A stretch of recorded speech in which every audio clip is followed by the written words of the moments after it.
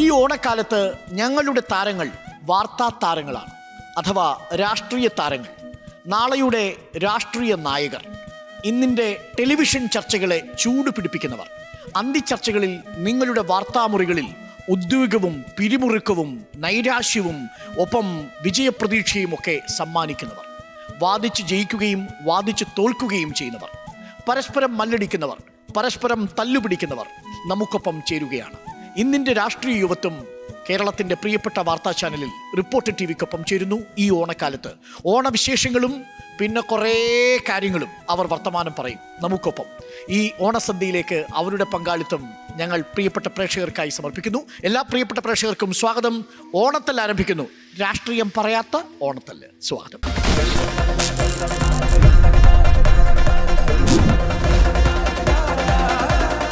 കോൺഗ്രസിന്റെ കരുത്തുറ്റ സ്ത്രീ ശബ്ദം, KPCC general secretary advocate Deepthi Mary Varghese, SFI പ്രസ്ഥാനത്തിന്റെ സംസ്ഥാന നായകൻ PM ആഷോ, വാർത്താമുറിയിലെ ഇടിമുഴക്കം DYFIയുടെ മുൻ ട്രഷറർ SK സജീഷ്, യൂത്ത് കോൺഗ്രസിന്റെ പോരാളി youth Congress vice president advocate Abin Varkey, youth Congress സംസ്ഥാന അധ്യക്ഷൻ Rahul Mamkootathil, BJP state vice president advocate B Gopalakrishnan, BJP Kozhikode മേഖലാ പ്രസിഡന്റ് TP ജയചന്ദ്രൻ, MSF സംസ്ഥാന അധ്യക്ഷൻ ശ്രീ PK നവാസ്, KPCC നിർവാഹക സമിതി അംഗം ശ്രീ ജ്യോതികുമാർ ചാമക്കാല, യൂത്ത് ലീഗ് ദേശീയ organising secretary TP Ashraf Ali, BJP സംസ്ഥാന സമിതി അംഗം PR ശിവശങ്കർ, DYFI സംസ്ഥാന പ്രസിഡന്റ് V വസീഫ്, DYFI സംസ്ഥാന സെക്രട്ടറി VK സനാജ്, CPM ജില്ലാ കമ്മിറ്റി അംഗം അഡ്വക്കേറ്റ് KS അരുൺകുമാർ, CPM സംസ്ഥാന കമ്മിറ്റി അംഗം ചിന്താ ജെറോം. ഈ ഓണക്കാലത്ത് വാമനനും മഹാബലിയും ഒരുമിച്ച് റിപ്പോർട്ടറിന്റെ വാർത്താ ഫ്ലോറിൽ വന്നാൽ എങ്ങനെയുണ്ടാവും? പ്രേക്ഷകരൊന്ന് ആലോചിച്ച് നോക്കൂ. സാധ്യമാവില്ല എന്ന് നിങ്ങൾ കരുതുന്നുണ്ടാവും, എന്നാൽ സാധ്യമാവും എന്ന് നമ്മൾ തെളിയിക്കുകയാണ്. ഈ ഒരു കാഴ്ച പ്രേക്ഷകർ ഒരു പക്ഷേ അടുത്ത കാലത്തെങ്കിലും കണ്ടിട്ടുണ്ടാവില്ല. അവസാനമായി നിങ്ങൾ രണ്ടുപേരും ഒരുമിച്ചിരുന്നത് എപ്പോഴാ? ഇത്ര അകലത്തിൽ, ഇത്ര അടുപ്പത്തിൽ ഇരുന്നിട്ടേ ഇല്ല. കണ്ടോ, ഇരുന്നിട്ടേ ഇല്ല എന്നുള്ളതാണ്. പരസ്പരം കണ്ടല്ലോ. ആർഷോ എന്ന് ചോദിച്ച് അല്ലേ ചാനൽ മുറിയിൽ വിറപ്പിക്കുന്ന ആളാണ് ദീപ്തി. അർഷോയ്ക്ക് ഒരു പ്രത്യേകതയുണ്ട്. ഞങ്ങൾ രണ്ടുപേരും ഒരു കോളേജിലാണ് പഠിച്ചത്. ആണോ? ഒരേ കോളേജിൽ ആൾക്കാരാണോ? പക്ഷെ ഒരേ കാലഘട്ടത്തിലല്ല. അല്ലല്ലോ, ഒരിക്കലും അല്ല. ഏത് കോളേജ് അത്? മഹാരാജ് കോളേജ്. ആ കോളേജിൽ അങ്ങനെ തന്നെ വേണം. മഹാരാജാസ് കോളേജിലാണ് രണ്ടുപേരും. ഗംഭീര കോളേജിൽ പഠിച്ച രണ്ടുപേരും അല്ലേ? ഏത് കാലഘട്ടത്തിലാണ്? വേണ്ട കാലഘട്ടം പറയണ്ട. സെന്റ് ജോർജ് കോളേജിലെ സഹപ്രവർത്തകരാണല്ലോ, ഒരു തലമുറയ്ക്കപ്പുറം അല്ലേ? അപ്പോ ദീപ്തി, എങ്ങനെയുണ്ട് ഓണമൊക്കെ? ഓണം വളരെ സന്തോഷകരമാണ് എല്ലാ കാലഘട്ടത്തിലും. പക്ഷെ നമുക്ക് ആകെ ഒരു സങ്കടമുള്ളത് ഇപ്രാവശ്യമുള്ള വയനാട് എന്ന് പറയുന്ന ഒരു പ്രശ്നം നമുക്കുണ്ട് എന്നുള്ളതാണ്. അത് നമ്മൾ എടുത്തു തന്നെ പറയണം. എല്ലാവരും രാഷ്ട്രീയ കക്ഷി ഭേദമന്യേ വയനാട്ടിൽ എല്ലാവരുടെയും ഒരു സാന്നിധ്യം ഉണ്ടായിരുന്നു. DYFI, youth Congress, Yuva Morcha, BJP, Congress, CPM, youth league, then MSF അല്ലേ, ഒരുപാട് പേര് എല്ലാവരും ഒരുമിച്ച് നിന്നൊരു സമയമാണത്. അതുകൊണ്ട് തന്നെയാണ് ഈ കാഴ്ച പ്രേക്ഷകർക്ക് നമ്മൾ ഒരുക്കുന്നത്. കേരളത്തിലെ ഇങ്ങനെയൊരു കാഴ്ച സാധ്യമാവും. ശരിയല്ലേ ദീപ്തി? അല്ല, അതിൻ്റെ അകത്തൊരു വലിയൊരു പ്രത്യേകതയുള്ളത്, ഒരു പ്രശ്നം വരുമ്പോൾ എല്ലാവരും ഒരുമിച്ച് നിൽക്കുന്നു എന്നുള്ള മനോഹരമായ ഒരു കാഴ്ച കേരളത്തിലുണ്ട്. ഓണവുമായി ബന്ധപ്പെട്ട് നമ്മൾ പറഞ്ഞാൽ ആ മനോഹരമായ കാഴ്ച നമ്മളിവിടെ എടുത്തു പറയേണ്ട ഒരു കാര്യമാണ്. ഈ ദീപ്തിക്ക് ചാനൽ ചർച്ചകളിൽ ഈ ഇരിക്കുന്ന കൂട്ടത്തിൽ ഏറ്റവും കൂടുതൽ ഭയം ആരെയാണ്, അഥവാ ഏറ്റവും കൂടുതൽ ടെൻഷൻ ആര് വരുമ്പോഴാണ്? ഓപ്പോസിറ്റ് തുറന്നു പറഞ്ഞാൽ ഇഷ്ടം കൂടുതലുള്ളവരെ ചോദിക്കുന്നത്, ഭയപ്പെടുന്നവരെ ചോദിക്കുന്നത്. ഏറ്റവും കൂടുതൽ ഇഷ്ടം കൂടുതലുള്ളത് ആരായിരിക്കും? എനിക്ക് ഗോപാലകൃഷ്ണൻ ഏറ്റവും. പൊളിച്ചു, ഗംഭീരമായി. ഇത് ട്രോളാ. എന്തുകൊണ്ടായിരിക്കും അഡ്വക്കേറ്റ് B ഗോപാലകൃഷ്ണൻ ഇത്ര ഇഷ്ടപ്പെടാനുള്ള കാരണം? പറയത്തില്ല. തുറന്നു പറയാൻ പറ്റാത്ത ഇഷ്ടമൊന്നും അല്ലല്ലോ അല്ലേ? പ്രേക്ഷകർ സംശയിക്കും. ദീപ്തിക്ക് സൗന്ദര്യം ഇഷ്ടമാണ്. രാഹുൽ മാങ്കൂട്ടത്തിൽ അബിൻ വർക്കിയൊക്കെ ഇരുത്തിയിട്ടാണ് നിങ്ങൾ ഈ പറയുന്നത്. രാഹുൽ മാങ്കൂട്ടത്തിലാണെങ്കിൽ ആ സൗന്ദര്യത്തിന്റെ കാര്യത്തിൽ പ്രത്യേക കൺസിഡറേഷൻ ഉള്ള ആളാ. രാഹുൽ എന്തൊക്കെ പറഞ്ഞാലും കുറച്ച് യുവനാണല്ലോ, യുവാവല്ലേ, ഇഷ്ടപ്പെട്ടിട്ട് കാര്യമില്ല. അതെനിക്ക് ഇഷ്ടപ്പെട്ടു. അത് വളരെ സർപ്രൈസ് എലമെന്റ് ആയിപ്പോയി. അപ്പോൾ എനിക്കൊന്ന് B ഗോപാലകൃഷ്ണന്റെ ഒരു രീതിയും ശൈലിയും ഒക്കെ ഒരുപാട് പേർക്ക് ഇഷ്ടം അല്ലേ? അതാണോ? അതെനിക്കറിയത്തില്ല. അതറിയത്തില്ല. പക്ഷെ B ഗോപാലകൃഷ്ണനെ പൊതുവേ ഈ ഇരിക്കുന്ന ചർച്ച ചെയ്യാൻ വന്നാൽ B ഗോപാലകൃഷ്ണൻ ഇഷ്ടമാണ് അല്ലേ? ഒരാളെ പറഞ്ഞാൽ വേണമെങ്കിൽ നമുക്ക് പറയാവുന്ന ഒരാളാണ്, പറയാൻ പറ്റുന്ന ഒരാളാണ്. ഈ ചാനൽ ചർച്ചയിലൊക്കെ പോകുന്ന സമയത്ത് ഒരുപാട് പ്രിപ്പറേഷൻ ഒക്കെ എടുത്തിട്ടാണോ പോകുന്നത്? അല്ല അത് ഞങ്ങളുടെ അങ്ങനെ വ്യക്തിപരമായിട്ടുള്ള ഒരു ഇതല്ല, പക്ഷേ ഒരു കൂട്ടായിട്ടുള്ള ഒരു ആർഷോടൊക്കെ തർക്കിക്കുന്ന സമയത്ത് അല്ലെങ്കിൽ എസ് കെ സജീഷോ ആർഷോയൊക്കെ നിങ്ങളെപ്പോലെ പഠിച്ചിട്ടായിരിക്കുമല്ലോ വന്നിരിക്കുന്നത്. പേജുകളൊക്കെ മറിച്ചിട്ട് ഇങ്ങനെ കൗണ്ടർ വരും എന്ന് ഭയന്നപ്പോഴെങ്കിലും ചില ചോദ്യങ്ങൾ വേണ്ടെന്ന് വെച്ചിട്ടുണ്ടോ? അല്ല, അതിൻ്റെ അകത്തൊരു ഭയമല്ല, ആക്ച്വലി അതൊരു രസകരമായ ഒരു സമയമാണ്. ചാനൽ ചർച്ചയിൽ ഇരിക്കുക എന്ന് പറയുമ്പോൾ നമ്മുടെ ആശയം നമുക്കറിയാമല്ലോ, നമ്മൾക്ക് എന്താണ് പറയേണ്ടത് എന്നുള്ളത്. അപ്പോൾ തിരിച്ചൊരു കൗണ്ടർ വരുമ്പോൾ നമ്മൾ അതിനെ പ്രതിരോധിക്കുക, അതിന് മറുപടി പറയുക, അത് വളരെ രസകരമായി കാണുന്ന ഒരു കാര്യമാണ്. അതിനകത്തൊരു ചർച്ചയിൽ പോകുന്ന സമയത്ത് മേക്കപ്പ് ഇടാറുണ്ടോ? ഞാൻ എല്ലാ സമയത്തും അത്യാവശ്യം ഭംഗിയായി നടക്കണം എന്ന് ആഗ്രഹിക്കുന്ന ഒരാളാണ്. പ്രസന്റബിളായി നിൽക്കുന്നതാണ് നല്ലത് എന്ന് ആഗ്രഹിക്കുന്ന ഒരാളാണ്. ഓക്കെ, അപ്പൊ ഇനി നമുക്ക് അടുത്ത ആളെ കൂടെ എന്തോ തമാശ പറഞ്ഞു, എന്തോ ഇല്ല അപ്പൊ ഇവിടെ രഹസ്യമില്ല എന്തോ പറഞ്ഞു. മേക്കപ്പിന്റെ പറഞ്ഞപ്പോ ചിന്തയോട് ദയവ് ചെയ്ത് അത് പറയരുത്. അത് ചിന്ത മേക്കപ്പിന്റെ കാര്യത്തിൽ അല്ല, ചിന്ത അല്പം വൈകിയല്ലോ. എന്തോ ഒരു പുതിയ ഐറ്റം ആണോ? അപ്പൊ ചിന്ത എടുത്ത് ചോദിച്ചു നോക്കാം. ചിന്ത, ഇന്നിപ്പോ ഈ സൗന്ദര്യത്തിന്റെ ഒരു രഹസ്യം എന്താ? പുതിയ എന്തോ ഒരു ഐറ്റം ഇറക്കിയെന്നാ പറഞ്ഞ വസീഫ്. അങ്ങനെ എന്തെങ്കിലും ഉണ്ടോ? മേക്കപ്പ് ഒരു കിറ്റ് കയ്യിലുണ്ടാവും എപ്പോഴെങ്കിലും? ഇല്ല, അങ്ങനെ ഉണ്ടാവാറില്ല. വളരെ സൗമ്യമായിട്ടാണ് പറഞ്ഞത്. മാത്രമല്ല ചിന്ത, എൻ്റെ ഒരു സംശയം, ഒരുപാട് ട്രോളുകളുടെ പെരുമഴ വരുന്ന സമയത്ത് എങ്ങനെയാ മനസ്സ് വേദനിക്കുകയാണോ ചെയ്യുക? അതല്ല ട്രോള് വന്നു കൊള്ളാം എന്നാണോ? രാവിലെ എണീക്കുന്നത് ഇന്നെന്താ പുതിയത് അങ്ങനെ നോക്കിയിട്ടാ, അതുകൊണ്ട് എനിക്ക് കുഴപ്പമൊന്നുമില്ല. എനിക്കൊന്ന് നമ്മുടെ ചാനൽ ചർച്ചയിൽ കഴിഞ്ഞ തവണ തെരഞ്ഞെടുപ്പ് കാലത്ത് ഏറ്റവും കൂടുതൽ ട്രോൾ ഏറ്റുവാങ്ങിയ ആളുകളിൽ ഒരാളാണ് അല്ലേ ചിന്ത.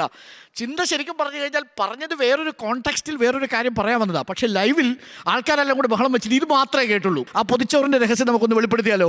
എന്താണ് സംഭവിച്ചത്? അല്ല, അന്ന് ശ്രീ അരുൺ തന്നെ ആയിരുന്നല്ലോ പരിപാടി ആങ്കർ ചെയ്തത്. അതെ. അപ്പൊ അതില് ഒരു ചോദ്യം ചോദിക്കാൻ വന്നൊരു സുഹൃത്ത് ചോദിച്ചു, കൊല്ലം ജില്ലാ ആശുപത്രിയിൽ മരുന്നൊന്നും ഇല്ല, അവിടെ വരുന്ന രോഗികളൊക്കെ മരുന്നില്ലാതെ തിരിച്ചു പോവാണ്. അപ്പൊ ഞാൻ പറഞ്ഞു, താങ്കൾക്ക് ഇത് എവിടെ നിന്ന് കിട്ടിയ വിവരമാണ്? അത് പച്ചക്കള്ളമാണ്. അവിടെ എന്നും പോകുന്നവരാണ് ഞങ്ങൾ, എന്നും ഡിവൈഎഫ്ഐയുടെ പൊതിച്ചോറ് കൊടുക്കാൻ പോകുന്നവരാണ് ഞങ്ങൾ. അതുകൊണ്ട് താങ്കൾ പറഞ്ഞ വാദം പച്ചക്കള്ളമാണ്. അപ്പം ഇത് പറഞ്ഞു തുടങ്ങുമ്പോൾ തന്നെ അവിടെ ബഹളം ഉണ്ടാവുകയാണ്. അതിന്റെ ഒരു ഭാഗം മാത്രം കട്ട് ചെയ്ത് വലിയ തോതിൽ പ്രചരിപ്പിക്കണം. കാര്യം ചിന്ത പറഞ്ഞത് അക്ഷരാർത്ഥ ശരിയാണ്. കാര്യം ഞാൻ ആ സമയത്ത് ചിന്തയുടെ തൊട്ടടുത്ത് നിൽപ്പുണ്ട്. ചിന്ത ഈ കാര്യം വിശദീകരിക്കുന്നതിന് മുമ്പ് ചിന്തയുടെ കയ്യിലിരിക്കുന്ന മൈക്കിന്റെ സൗണ്ടിനേക്കാൾ കൂടുതൽ ഉച്ചത്തിൽ മറ്റേയാൾ മൈക്ക് പറഞ്ഞു. പിന്നെ പെട്ടെന്ന് പറഞ്ഞത് മരുന്നിന് പകരം പൊതിച്ചോറോ, അങ്ങനെയല്ല ചിന്ത പറഞ്ഞത് അല്ലേ? ചിന്ത പറഞ്ഞ കോണ്ടക്സ്റ്റിൽ അപ്പൊ ചർച്ച വേറെ വഴിക്ക് പോയി. അതോട് ചിന്തയുടെ കൈവിട്ടു. ഞങ്ങള് നമ്മുടെ ഇപ്പം വസീഫ് സാർ സനോജ് സാർ ഇവിടെ ഉണ്ട്, നമ്മൾ കൊടുക്കുന്ന പൊതിച്ചോറെന്ന് പറയുന്ന ആ ഒരു വലിയ മഹനീയമായ പ്രവർത്തനത്തെ മറ്റൊന്നും കൊണ്ട് എതിർക്കാൻ പറ്റാത്തവർ പിന്നെ ട്രോൾ ഇറക്കിയെങ്കിലും സമാധാനിക്കട്ടെ എന്ന് ഞങ്ങൾ കരുതി.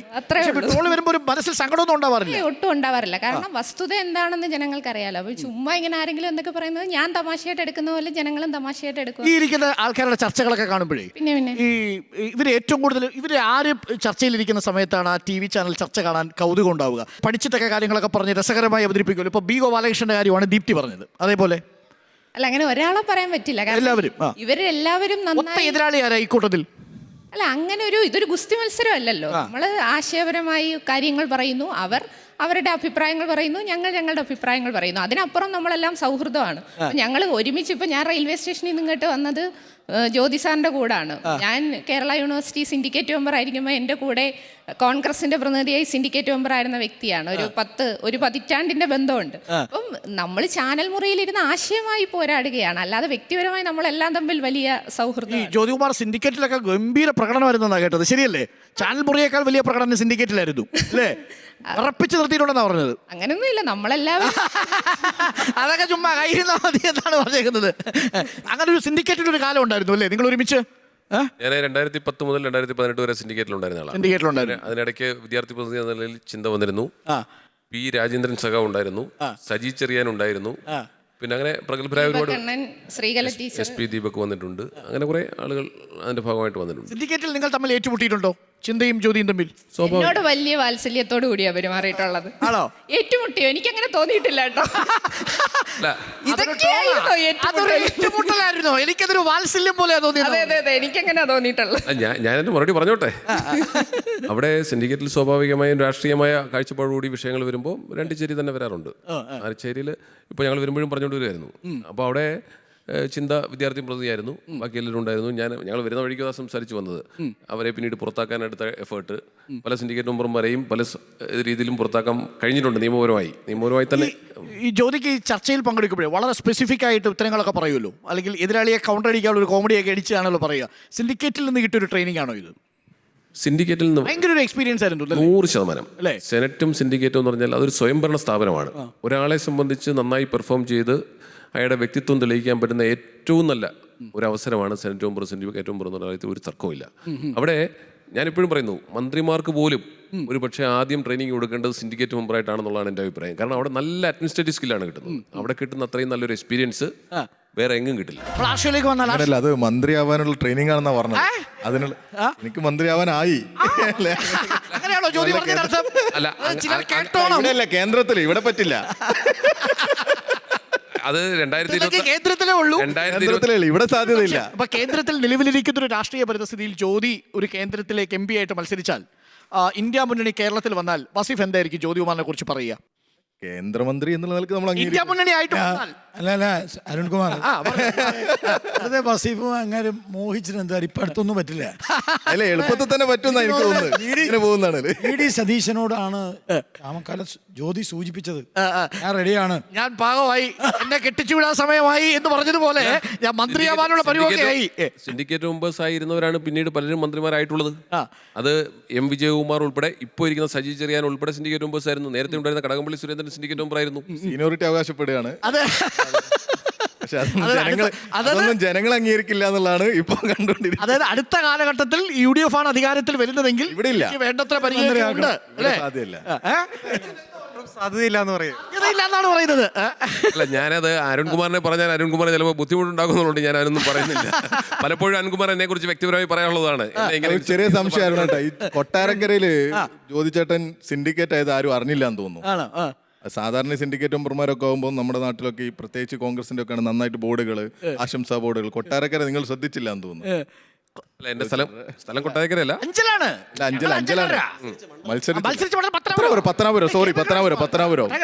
പത്തനാപുരം കേരളത്തിലാകെ.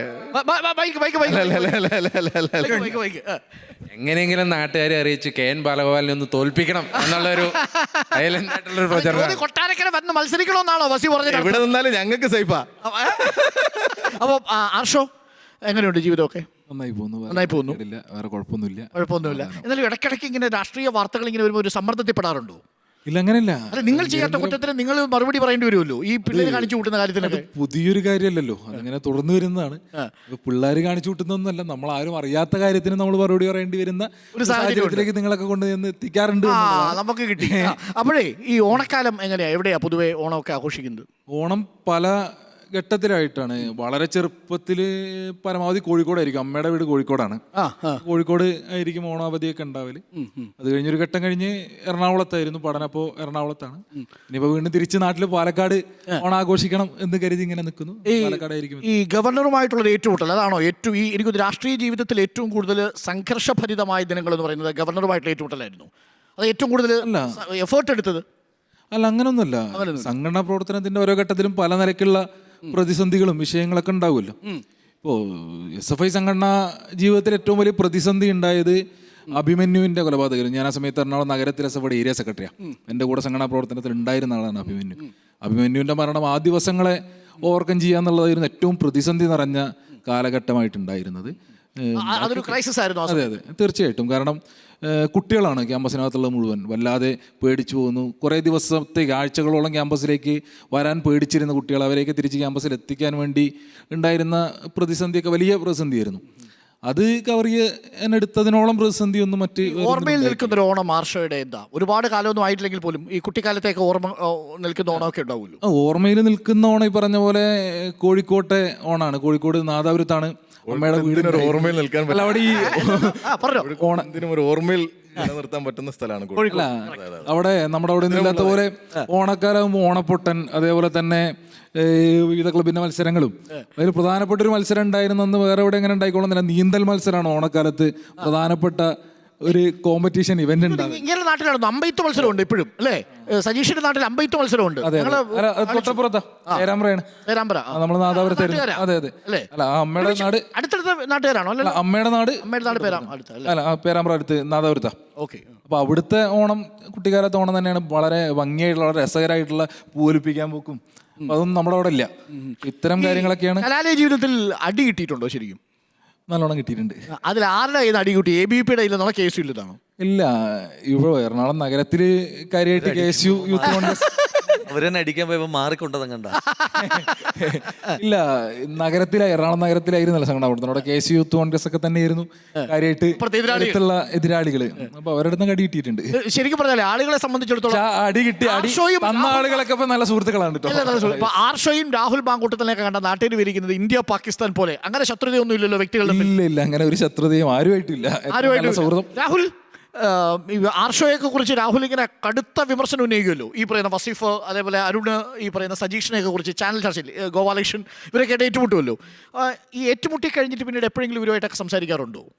ചാനൽ മുറികളിൽ നിന്ന് വിട്ട് അങ്ങനെ സംസാരിക്കേണ്ടി വരുന്ന അവസ്ഥ വന്നിട്ടുണ്ടോ? അല്ല, കൂടുതൽ സംസാരിക്കേണ്ടി വരിക ഇപ്പം അടുത്ത് കൂടുതൽ സംസാരിക്കേണ്ടി വരിക വസീഫും സനോജുമായിട്ടാണ്. സ്വാഭാവികമായിട്ടും നമ്മൾ പ്രവർത്തിക്കുന്ന പ്ലാറ്റ്ഫോം സെയിം ആണല്ലോ, യുവജന പ്രസ്ഥാനത്തിന്റെ ആളുകളാണ്. അന്ന് ആദ്യമായിട്ടാണോ രാഹുൽ ജയിലിൽ പോകുന്നത്? നമ്മൾ അല്ല, അതായത് കൂടുതൽ സമയം ചെലവഴിക്കേണ്ടി വരുന്ന ആദ്യമായിട്ടായിരിക്കും. അല്ലല്ല, ഞാൻ ആദ്യമായിട്ട് ജയിലിൽ പോകുന്നത് ഏറ്റവും കൂടുതൽ സമയം ചെലവഴിച്ചതും എൻ്റെ ഡിഗ്രി ഫസ്റ്റ് ഇയറിന് പഠിക്കുമ്പോഴാണ്. പത്തനംതിട്ട സബ് ജയിലിൽ. എന്തായിരുന്നു കാരണം? അതന്ന് എലന്തൂർ ഒരു BEd സെന്റർ, അത് മലയാളം സമരം ചെയ്യാൻ പോയത്. അത് കഴിഞ്ഞാൽ പിന്നീട് സെൻട്രൽ ജയിലാണെന്ന് തോന്നുന്നു. അത് അല്ല, തിരുവനന്തപുരത്തായാലും സെൻട്രൽ ജയിലല്ല, തിരുവനന്തപുരത്ത് സബ് ജയിലിലായിരുന്നു. ഇവിടെ സബ് ജയിൽ, തിരുവനന്തപുരത്ത് സബ് ജയിലിലായിരുന്നു, പത്തനംതിട്ടയിൽ സബ് ജയിലിലായിരുന്നു. അപ്പം ഏറ്റവും കൂടുതൽ സമയം കോളേജിൽ പഠിക്കുന്ന സമയത്ത് പറയാൻ വന്നു. സമരം ചെയ്താൽ പോയത് തന്നെയാണോ? അതെ, സമരം ചെയ്യാൻ തന്നെ പോയത്. രാഹുൽ അക്കാര്യത്തെ സംശയിക്കേണ്ട. രാഹുൽ പറഞ്ഞത് വച്ചട്ടാ. സമരം നമ്മൾ കണ്ടല്ലേ, ലൈവായിട്ട് ജയിലിൽ പോയ ഒരേ ഒരു യുവ നേതാവല്ലേ ഇദ്ദേഹം. ID കേസ് വന്നില്ല, അത് ID കേസാണോ ഉദ്ദേശിച്ചത്? അതല്ല. VD സതീശനാണല്ലോ കേരളത്തിന്റെ മുഖ്യമന്ത്രി, ആഭ്യന്തരമന്ത്രി. ഇതൊന്നും കുഴപ്പമില്ല. VD സതീശനാണോ മുഖ്യമന്ത്രി സ്ഥാനാർത്ഥി? അല്ല, അടുത്ത് ഞങ്ങളുടെ മുഖ്യമന്ത്രി വരെ സംഭവിച്ചല്ലോ വസീഫ്. ആരാന്ന് നിങ്ങൾ തീരുമാനിക്കാം. അടുത്ത ഞങ്ങളുടെ ആണെന്ന് വരെ സംഭവിച്ചല്ലോ. ജ്യോതി അണ്ണൻ മന്ത്രിയാന്ന് സമ്മതിച്ചു, മുഖ്യമന്ത്രി സ്ഥാനാർത്ഥിയാന്ന് വസീഫ് ഉറപ്പിച്ചു. അതിനകത്ത് ഏറ്റവും കോൺഫിഡൻസ് ഉള്ള. അല്ല രാഹുലെ, അപ്പോ ക്യാബിനറ്റ് തീരുമാനിക്കാനുള്ള അവകാശം കൂടെ വസീഫിന് കൊടുക്കേണ്ടി വരും. എതിർപ്പാണ്. അല്ല, VD സതീശൻ ഇൻ കേസ് മുഖ്യമന്ത്രി ആവുന്നു എന്ന് കരുതുക. ഒരു നിമിഷം, കുറച്ച് സമയം കഴിഞ്ഞിട്ട് നമുക്ക് കെ സുരേന്ദ്രൻ്റെ കാര്യം പരിഗണിക്കാം. അപ്പോൾ VD സതീശനാവുകയാണെങ്കിൽ ആ മന്ത്രിസഭയിൽ ജ്യോതികുമാറിന് പറ്റിയ പോസ്റ്റ് ഏതായിരിക്കും? ഒന്ന്, നമ്മളതൊരു ഈ കേരള ക്യാബിനറ്റ് ഒന്നും നമ്മളങ്ങനെ ഒരു തമാശയും പറയേണ്ട കാര്യമല്ലല്ലോ. MLA മാരും പാർട്ടിയൊക്കെ തീരുമാനിക്കേണ്ടത്. പക്ഷേ മന്ത്രിയാവാൻ പറ്റിയ കക്ഷി, അതിന് സംശയമൊന്നുമില്ലല്ലോ. അതിനകത്തെന്തോ തർക്കമുള്ളത്? വേറെ ഹോട്ടലിലെ നാളത്തെ വാർത്ത, ജ്യോതികുമാർ ചമ്മക്കാല മന്ത്രിയാകണം, യൂത്ത് കോൺഗ്രസ്. ഇല്ല, അതുകൂടി നമ്മൾ പ്രേക്ഷകരോട് പറഞ്ഞേക്കാം. ഈ ചർച്ചയിൽ ഇവിടെ പറയുന്ന കാര്യങ്ങൾ ഞങ്ങളുടെ വാർത്തയിലെ ഫ്ലാഷുകളോ ബ്രേക്കിംഗ് ടെസ്റ്റുകളോ ആകുന്നതല്ല. അത് വാർത്തയ്ക്ക് അപ്പുറം നിൽക്കുന്ന കാര്യങ്ങളാണ്, വാർത്തയ്ക്ക് പുറത്ത് നിൽക്കുന്ന കാര്യങ്ങളാണ്. ഇവിടെ ധൈര്യമായിട്ട് പറയാം, മനസ്സ് തുറന്ന് തന്നെ സംസാരിക്കാം. അപ്പോൾ രാഹുലെ, അപ്പോൾ ജയിലിൽ പോയ സമയത്ത് ഒരു എക്സ്പീരിയൻസ് എങ്ങനെയായിരുന്നു മൊത്തത്തിൽ? കാര്യം ഞാൻ ഈ ജയിലിൻ്റെ കാര്യം ചോദിക്കുന്നത് വെച്ച് കഴിഞ്ഞാൽ കൂടുതൽ മീഡിയ അറ്റൻഷൻ രാഹുലിന് കിട്ടിയ ഒരു ജയിൽ യാത്ര എന്ന് പറയുന്നത് ആ സമയത്തെ ജയിൽ യാത്രയാണ് അല്ലേ? വീട്ടിൽ നിന്ന് പൊക്കിക്കൊണ്ടുവരുന്നു, ജയിലിൽ കൊണ്ടിടുന്നു, ജയിലിൽ നിന്ന് പുറത്തിറങ്ങുന്നു, അഭിനല്ലേ മൈക്കൊക്കെ പിടിച്ചു കൊടുത്ത് അല്ലേ കൂടെ നിന്ന് അല്ലേ? എങ്ങനെ ഉണ്ടായിരുന്നു? ഇപ്പം അടുത്തിടെ ജയിലിൽ നിന്ന് അങ്ങോട്ട് ഇറങ്ങി വരുന്നത്. ഇപ്പം അഭിന് തല്ലുകൊണ്ട സമരത്തിന്റെ ഭാഗമായിട്ട് ജയിലിൽ പോകേണ്ടി വന്നു. അപ്പോൾ ഈ ജയിലെന്ന് പറയുന്നത് ഒരു ഡിഫറെന്റ് എക്സ്പീരിയൻസ് തന്നെയാണ്. ഒരു പൊതുപ്രവർത്തകൻ എക്സ്പീരിയൻസ്. രാത്രി കിടന്ന് ഉറങ്ങാനൊക്കെ പറ്റുമോ ഇപ്പം? അവസ്ഥ എനിക്ക് ഞാൻ ഈ ഉറക്കത്തിനകത്ത് ഭയങ്കര കംഫർട്ടബിൾ ആയിട്ടുള്ള ഒരാളാണ്. എന്ത് പറഞ്ഞു? ഉണ്ടായിരുന്നോ ചോദിക്കും. ആ സമയത്ത് ഉണ്ടായിരുന്നില്ലേ നിങ്ങൾ? അടുത്തുണ്ടായിരുന്നു. അവിടുന്നാണല്ലോ എന്നെ അറസ്റ്റ് ചെയ്തോണ്ട് എന്ന് പറഞ്ഞു. ഞങ്ങൾ കിടക്കുമ്പോൾ ഉള്ള ജയിലല്ലോ ഇപ്പോൾ. ചപ്പാത്തി, മട്ടൻ, ചിക്കൻ. ഈ ഇടതുപക്ഷത്തിന്റെ ജയിൽ വളരെ മാറ്റം വന്നു. അതുകൊണ്ട് അവർക്ക് കിടക്കാൻ വലിയ ആഗ്രഹം. അതിന് വേറൊരു കൗണ്ടർ കൂടെ ഉണ്ട്. ഇടതുപക്ഷത്തെ ആളുകളെ കൂടുതൽ സ്വീകരിക്കണം എന്നുള്ളത് കൊണ്ടാണോ എന്നൊരു ചോദ്യം. അതായത് ജയിലൊക്കെ നവീകരിക്കപ്പെട്ടു. അതായത് എല്ലാ അടിസ്ഥാന സൗകര്യം വായിച്ചു ജയിലിൽ പോയവർക്ക് അങ്ങ് പോരാൻ തിരിച്ചു പറയുന്നുണ്ട്. ശ്മശാനം കണ്ടാ വന്ന് മരിക്കാൻ തോന്നും എന്ന് പറയുന്ന പോലെ മനുഷ്യാവകാശപരാണ്. അത് മനുഷ്യാവകാശപരാണ്. അതിന്റെ ഭാഗമായിട്ടാണ്. പണ്ടത്തെ അവസ്ഥയല്ല. പിന്നെ ഒരു കാര്യമുണ്ട് കാര്യം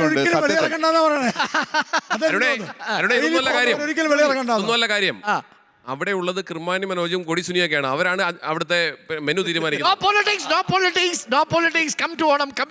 പിന്നെ നിയന്ത്രിച്ച് നിർത്താന്ന് പറഞ്ഞോണ്ടല്ലോ, പിടിവിട്ട അപ്പരാഷ്ട്രീയത്തിൽ പോവും. കാര്യം സ്വതമേ ബ്ലഡിലുള്ളതാ. അപ്പോൾ രാഹുൽ, നമ്മൾ പറഞ്ഞു വന്നത് മാറിക്കഴിഞ്ഞു ഓണത്തിന്റെ വിശേഷങ്ങൾ. അമ്മയുടെ കൂടെയാണോ പൊതുവെ ഓണം? ഓണം പിന്നെ നമ്മുടെ വീട് എല്ലാ വീടുകളും അടുത്തടുത്താണ്, എന്ന് വെച്ചാൽ ബന്ധുക്കളെല്ലാം അടുത്തടുത്താണ്. അപ്പം ഈ 4 ദിവസം ഓണം ഉണ്ടാകാറുണ്ട്. ഉത്രാടത്തിന് തുടങ്ങി ചതയത്തിന് മാത്രം അവസാനിക്കുന്ന 4 ദിവസവും 4 ഏറ്റവും അടുത്ത അച്ഛൻ്റെ 4 സഹോദരങ്ങളുടെ വീട്ടിലായിട്ടാണ് ഓണം ഉണ്ടാകാറ്. ദീപ്തി, നമുക്ക് ഈ രാഹുലിനെ കല്യാണം കഴിപ്പിക്കണ്ടേ? എത്ര കാലമായി ഇങ്ങനെ നടക്കുന്നു? എന്താ നിങ്ങളുടെ ഒരു പാർട്ടിയുടെ ഒരു തീരുമാനം? Mic please. രാഹുൽ ഗാന്ധി വിവാഹം കഴിച്ചിട്ട് കഴിക്കുന്നുള്ള തീരുമാനം തീരുമാനിക്കേണ്ട ഒരു കാര്യമല്ല അത്. രാഹുൽ തന്നെ തീരുമാനിക്കേണ്ട. രാഹുൽ തീരുമാനിച്ചിട്ടുണ്ടോ എന്ന് ചോദിക്കേ. അതൊരു പ്രധാനപ്പെട്ട ചോദ്യമാണ്. പാർട്ടിക്ക് വേണ്ടി നമ്മൾ ചോദിക്കുന്നു. രാഹുൽ തീരുമാനിച്ചിട്ടുണ്ടോ? രാഹുൽ ഗാന്ധിയുടെ വിവാഹത്തിന് ശേഷം കഴിക്കാൻ തീരുമാനിച്ചേക്കാം. അപ്പൊ കല്യാണം കഴിക്കുന്നേ ഇല്ല എന്നാണോ? നോക്കൂ, നിങ്ങളുടെ കൂട്ടത്തിൽ ഇങ്ങനത്തെ നേതാവുണ്ടോ? രാഹുൽ ഗാന്ധി കല്യാണം കഴിച്ചാലേ ഞാൻ കല്യാണം കഴിക്കൂ. എന്തോ ഒരു ദുരുദ്ദേശം. അതേ കഴിക്കാവൂ ഇനി. ആണോ? അതിനു മുമ്പ് കല്യാണം കഴിക്കാം. നിങ്ങൾ പെട്ടുപോകും രാഹുൽ. ഇത് ഞങ്ങള് സംപ്രേഷണം ചെയ്യത്തില്ല, ഇത് സോഷ്യൽ മീഡിയ കിടക്കും. അരുൺ, ഇതിനകത്ത് എന്തോ ദുരുദ്ദേശമുണ്ട്. ആണോ? ഞാൻ കൃത്യമായി പറയുന്നതിൽ എന്തോ ദുരുദ്ദേശം. ഞങ്ങൾ ഘടകകക്ഷിയിൽ ഇടപെടും. അതാണ്. അല്ല, അത് എനിക്ക് തോന്നി ഈ ചർച്ചയ്ക്കിടയിൽ തന്നെ അവിവാഹിതനാണ്. പക്ഷെ ഹർഷയുടെ കാര്യത്തിൽ ഞങ്ങൾ തീരുമാനത്തിൽ എത്തിയിട്ടുണ്ട്. ഞങ്ങൾക്ക് അറിയാം. ഇത് കേട്ടിട്ട് തുറന്നു പറയണോ ഹർഷ? ഇപ്പോ ഇത് കേട്ടിട്ട് ഗോപാലകൃഷ്ണൻ എന്തായാലും ഞാൻ അതനുസരിച്ച് രാഹുൽ ഗാന്ധിയെ പിന്നെ കമ്പയർ ചെയ്തുകൊണ്ടാണ് രാഹുൽ സംസാരിച്ചത്. ഗോപാലകൃഷ്ണൻ പെട്ടെന്ന് ആലോചിച്ച് ഞാൻ പ്രധാനമന്ത്രി ഒന്ന് കമ്പയർ ചെയ്താലോ? ഞാൻ വളരെ കൃത്യമായി പറഞ്ഞു. അത് സൂപ്പർ കൗണ്ടർ ആട്ടോ. അത് സൂപ്പറായി പോയി. അപ്പോ എനിക്ക് കല്യാണം കഴിച്ച കുട്ടികളും ഉണ്ട്. അതെ. ചോദ്യം അത് ഇതുവരെ അറിഞ്ഞില്ലെങ്കിൽ കഷ്ടമല്ല. ഞാൻ പ്രധാനമന്ത്രിയെ കുറിച്ചാണ് പറഞ്ഞത്. ഇപ്പൊ രാഹുൽ ഈ ചർച്ചയിലിരിക്കുന്ന സമയത്ത് രാഹുലിനെ ഏറ്റവും കൂടുതൽ ബുദ്ധിമുട്ടിച്ചതാരാ ഈ കൂട്ടത്തിൽ? അങ്ങനെ ഒരു വ്യക്തിക്ക് ബുദ്ധിമുട്ടിക്കാൻ വിഷയങ്ങളിൽ വ്യക്തിക്ക് ബുദ്ധിമുട്ടിക്കാൻ കഴിയില്ല. ഇപ്പോൾ ഓരോ വിഷയങ്ങളാണല്ലോ.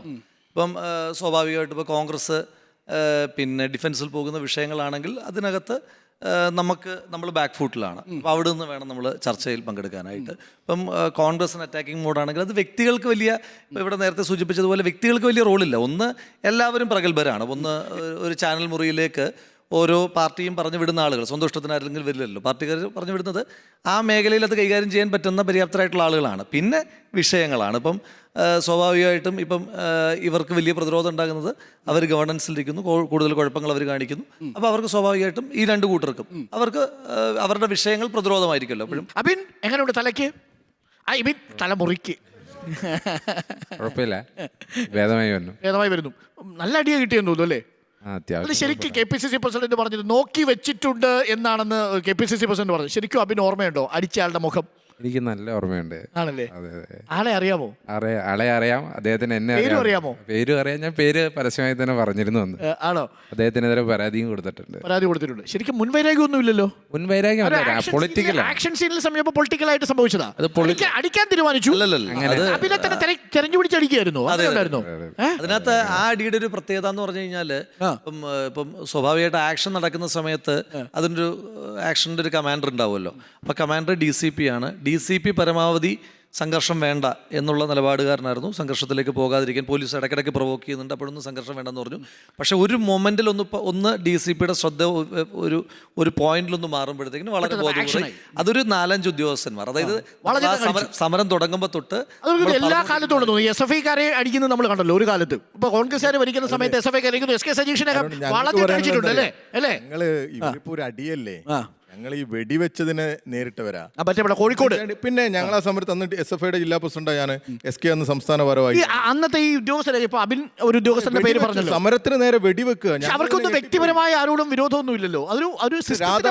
നേരെ രാധാകൃഷ്ണ പിള്ള എന്ന് പറയുന്ന പോലീസ് ഈ പിന്നെ അസിസ്റ്റന്റ് കമ്മീഷണർ നേരിട്ട് വന്ന് ഈ ഓപ്പറേഷൻ എനിക്ക് ഓർമ്മയുണ്ട്. ഭീകരമായി ഞങ്ങൾ ഒരിക്കലും പ്രതീക്ഷിക്കാത്ത തരത്തിൽ ഒരു സാധാരണ ഞങ്ങളുടെ കയ്യിൽ അത് ഇപ്പോഴും അതിന്റെ വീഡിയോ ഒക്കെ ഉണ്ട്. ഒരു കല്ലെടുത്ത് പോലും ആരും അറിയാത്ത ഒരു സമരം, അതിനുശേഷമാണ് വലിയ സംഘർഷത്തിലേക്ക് പോകുന്നത്. അങ്ങനെ ഒരു വെടിവെപ്പിന് നമ്മൾ ഇപ്പൊ അഭിനൊക്കെ അടികൊണ്ട് ഇങ്ങനെ രക്തം ഒലിക്കുന്ന സമയത്ത് നിങ്ങൾ രാഷ്ട്രീയമായി നമുക്കതിനെ പലപ്പോഴും ന്യായീകരിക്കേണ്ടി വരും. കാര്യം നിങ്ങൾക്കും ഞാൻ അബിനോട് ചോദിച്ചിരുന്നു, അടി കിട്ടും അല്ലേ? അല്ല, ഞാൻ അബിനോട് ചോദിച്ചിരുന്നു പരിക്ക് എങ്ങനെയുണ്ട്, സാരമുണ്ടോ? അല്ല, അപ്പൊ നിങ്ങളുടെ മനസ്സിൽ ശരിക്കും ഒരു വേദന ഉണ്ടാകും. സ്വാഭാവികമായിട്ടും ഏതൊരു രാഷ്ട്രീയ പ്രവർത്തകനും ഇങ്ങനെ ഒരു പൊതുപ്രവർത്തകനും ഒരു സമരമുഖത്ത് അടിയേൽക്കരുത് എന്ന് ആഗ്രഹിക്കുന്നവരാണ് ഞങ്ങൾ. അങ്ങനെ ഒരു സാഹചര്യം ഉണ്ടാകരുത് എന്ന് ആത്മാർത്ഥമായി ആഗ്രഹിക്കുന്നവരാണ്. അതൊരു സിസ്റ്റത്തിന്റെ ഒരു പ്രശ്നം. എനിക്ക് പോലീസുകാർ അതിനകത്തൊക്കെ കുറച്ച് ഭയപ്പെടാറുണ്ട്, എല്ലാ പോലീസും കേട്ടോ. എല്ലാ കാലത്തെ പോലീസിന്റെ പ്രത്യേകിച്ച് നേരത്തെ ഞങ്ങൾ പിന്നെ പ്രതിപക്ഷ, അതായത് DYFI SFI ഒക്കെ സമരത്തിന് ഇറങ്ങുന്ന സമയത്ത് ഇലക്ട്രിക് ബാറ്റൺ ഉപയോഗിച്ച് ജനകേന്ദ്രീയത്തിൽ വെക്കുന്ന ഒരു സാഹചര്യം, ഇതൊക്കെ ഫാക്ട് ആയിരുന്നു. എല്ലാ കാലത്തും ഉള്ള ആക്രമണങ്ങൾ. അടി കിട്ടിയിട്ടുണ്ടോ? അങ്ങനെയുള്ള സംഭവമായിട്ടുണ്ട്. സമരത്തിന്റെ ഭാഗമായിട്ട് അടി കിട്ടിയിട്ടുണ്ട്. എൻ്റെ ചെവിയിൽ നിന്നൊക്കെ രക്തം വന്ന് കൊല്ലം ജില്ലാ ആശുപത്രിയിലൊക്കെ പോയിട്ടുണ്ട്. അതിൻ്റെ ട്രീറ്റ്മെൻറ്റും കാര്യങ്ങളൊക്കെ വന്നിട്ടുണ്ട്. പ്രക്ഷുബ്ധമായ സമരങ്ങളുടെ ഭാഗമാകാൻ ആ സമയത്ത് പ്രക്ഷുബ്ധം തുടങ്ങിയ വാക്കുകളൊക്കെ ഈ പ്രസംഗ മത്സരം സമ്മാനിച്ചതായിരിക്കും അല്ലേ? പ്രത്യേകിച്ച് ഒരു മൈക്കൊന്നും കൊടുക്കാം മോശം. പ്രസംഗ മത്സരത്തിൽ ഈ ഇടയ്ക്ക് വൈറലായ ഒരു ഞാനൊരു കാര്യം, ഞാൻ സ്കൂളിൽ പഠിക്കുന്ന സമയത്ത് കോളേജിൽ മത്സരത്തിൽ എല്ലാ മത്സരങ്ങളിലും 1ാം സമ്മാനം നേടുന്ന ആളാണ് ശ്രീ അരുൺ. അരുണിന്റെ അന്നത്തെ കോമൺ ഇൻട്രൊഡക്ഷൻ ഞാൻ പറയാം. ഇന്നാള് വസീഫ് സാനും സനോജ് സാനും പറഞ്ഞു കൊടുത്തു. ഞാൻ സീനിയറും ഇദ്ദേഹം ജൂനിയറുമാണ്. അന്നൊക്കെ ഒച്ചുകുട്ടിയാ പറയട്ടെ. അത് അമ്മയായിട്ട് വരിക മത്സരത്തിൽ വരുന്ന സമയത്ത് വന്നു കഴിഞ്ഞാൽ കൊല്ലം സ്കൂളിൽ നമുക്ക് പ്രസംഗ മത്സരം എന്ന് പറഞ്ഞാൽ 5 മിനിറ്റ് മുമ്പ് വിഷയം തരും. എല്ലാവരും ഒരു മുറിയിലേക്ക് ഇരുത്തും. ഒരു കുട്ടിയെ മാത്രം വിളിച്ച് വിഷയം തരും. എന്നിട്ട് മൈക്കിൻ്റെ അടുത്ത് പോയി സംസാരിക്കണം. അപ്പോൾ ഈ സീനിയേഴ്സിൻ്റെ പ്രസംഗം നമ്മൾ വന്നിരുന്ന് കേൾക്കും. അപ്പോൾ എൻ്റെ കയ്യിൽ ഡയറിയും ഉണ്ട്, ഇതും ഉണ്ട്. അപ്പം സ്ഥിരം വിജയിക്കുന്ന ആളാണ്. അപ്പോൾ ഇദ്ദേഹത്തിൻ്റെ എല്ലാം എന്ന് പറഞ്ഞുകൂടാ, ഒട്ടുമിക്ക പ്രസംഗ മത്സരങ്ങളുടെയും വേദികളിലെ വന്യജീവി യൂത്ത് ഫെസ്റ്റിവൽ അല്ലേ, കോപ്പറേറ്റീവ്. അരുൺ ചേട്ടൻ ഇങ്ങനെയാണ് തുടങ്ങുന്നത്: ബഹുമാനപ്പെട്ട വിധികർത്താക്കളെ, സഹോദരന്മാരെ, ആശ്വസിക്കാൻ ഒരു കാക്കക്കാലിന്റെ തണൽ പോലും ഇല്ലാത്ത വർത്തമാനകാല ശ്മശാന ഭൂമിയിൽ നിന്നുകൊണ്ട് എനിക്കിന്നിവിടെ പ്രസംഗിക്കാൻ കിട്ടിയിരിക്കുന്ന വിഷയം വന്യജീവിയാണേ വന്യജീവി, സഹകരണമാണേ സഹകരണം. എനിക്കൊന്ന് മിക്കവാറും ആൾക്കാരൊക്കെ പ്രസംഗ മത്സരങ്ങളൊക്കെ കണ്ടിട്ടുണ്ടാവും. ഒരു വിഷയം തരും. അപ്പോൾ ആ വിഷയം എക്സം പോലാണല്ലോ. നമ്മൾ അതിനു മുമ്പ് ഒരു 10-12 ഇൻട്രോ ഇങ്ങനെ പഠിച്ചുകൊണ്ട് പോകും. എവിടെ ഏത് ഫിറ്റ്, സാമ്പത്തികത്തിന് ഒരെണ്ണം, പരിസ്ഥിതിക്ക് ഒരെണ്ണം, പിന്നെ രാഷ്ട്രീയത്തിന് ഒരെണ്ണം, എന്തെങ്കിലും പഠിച്ചുകൊണ്ടു. എന്നിട്ട് ഈ വിഷയവും ഇതും തമ്മിൽ ചിലപ്പോൾ ഒരു ബന്ധം ഉണ്ടാകത്തില്ല. നമുക്കറിയാത്ത വിഷയങ്ങളായിരിക്കും. ശൂന്യാകാശത്തെ കുറിച്ചുള്ള വിഷയം വരും. വേറെ ഗംഭീര സാധനമുണ്ട്, ഈ നമ്മുടെ വന്യജീവി തേക്കടി വെച്ച് നടത്തുന്ന മത്സരം. അപ്പോൾ അതിന് പോകുമ്പോൾ അരുൺ ചേട്ടൻ ഇറക്കിയൊരു സാധനമാണ്: പ്രിയപ്പെട്ടവരെ, പനിയാണ് പനി. അപ്പോൾ എല്ലാവരും അത്ഭുതപ്പെട്ട് നോക്കി. ഭൂമിക്ക് പനിയാണ് പ്രിയപ്പെട്ടവരെ, ഭൂമിക്ക് പനി. അപ്പൊ അരുൺ ചേട്ടൻ ഇപ്പൊ ചാനലിൽ ഇൻട്രോ ഒക്കെ പറയുമ്പോ എനിക്ക് അത്ഭുതമൊന്നും തോന്നാറില്ല. ഇതിലും വലുതൊക്കെ ഇതൊക്കെ മേലെ കണ്ടതാണ്. ഇത് പറഞ്ഞപ്പോഴേ ഈ ഞങ്ങള് സ്വാഭാവികമായിട്ടും രാഷ്ട്രീയ രംഗത്ത് നിൽക്കുന്നവര് പരീക്ഷയ്ക്കൊക്കെ തലേന്നായിരിക്കും പഠിക്കുന്നത്. അപ്പൊ ഞാൻ അഞ്ചൽ KC സ്റ്റോഴ്സ് അറിയാമല്ലോ. മലയാളത്തിന് പിറ്റേന്ന് സെക്കൻഡ് ലാംഗ്വേജിന്റെ പരീക്ഷയാണ്. അപ്പോൾ ബുക്കും ഇല്ല, പുസ്തകവും ഇല്ല. നമ്മളിങ്ങനെ ഇറങ്ങി നടന്നിട്ട് തലേന്ന് എവിടെയെങ്കിലും പൈസ ഒപ്പിച്ച് പോയി ഒരു ഗൈഡ് മേടിച്ച് വീട്ടിൽ വരും. പക്ഷെ എന്തെങ്കിലുമൊക്കെ വായിച്ചു നോക്കിയിട്ട് പോകും. പക്ഷെ എന്ത് ചോദിച്ചാലും നമ്മൾ എഴുതുന്ന ചില വാചകങ്ങളുണ്ട് ഈ പറഞ്ഞതുപോലെ. ഞാൻ അന്നേ പഠിച്ചു വെച്ചേക്കുന്നതാണ്.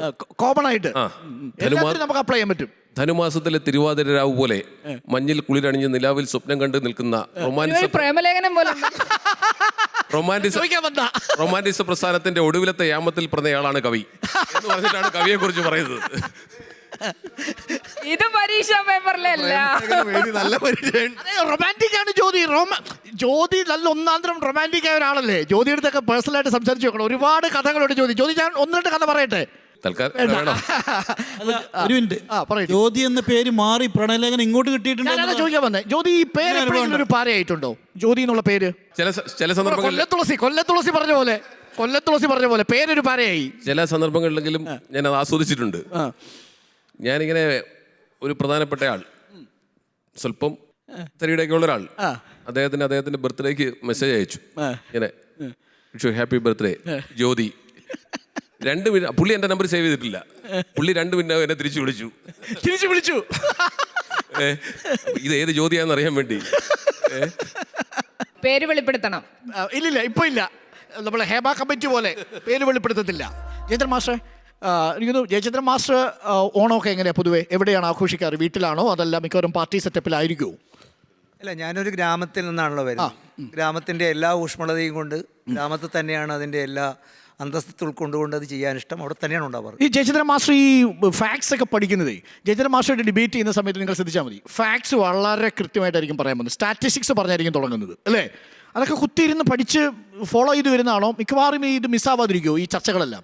അല്ല, ഞാൻ ഈ രാഷ്ട്രീയ രംഗത്ത് സംവാദത്തിന് പലപ്പോഴും ഞാൻ പഠിച്ചത് ഇടതുപക്ഷവും അവരുമായി ബന്ധപ്പെട്ട ചില സംഘടനകളുമായി ബന്ധപ്പെട്ട.